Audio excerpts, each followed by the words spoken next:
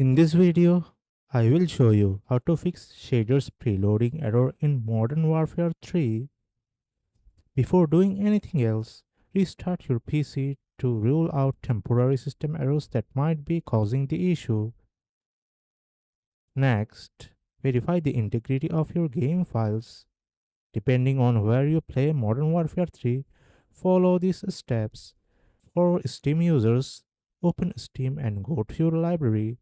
Right-click Modern Warfare 3 and select Properties. Here, I am using GTA 5 as an example.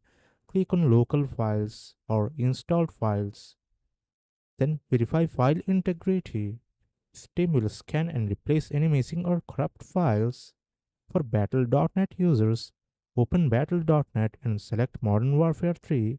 Click on Game Settings, select Scan and Fix. Battle.net will check for missing or corrupted files and repair them. Always ensure MW3 is updated to the latest version to avoid shader errors. Follow Treyarch on X, which is formerly known as Twitter, to stay updated on any reported game issues.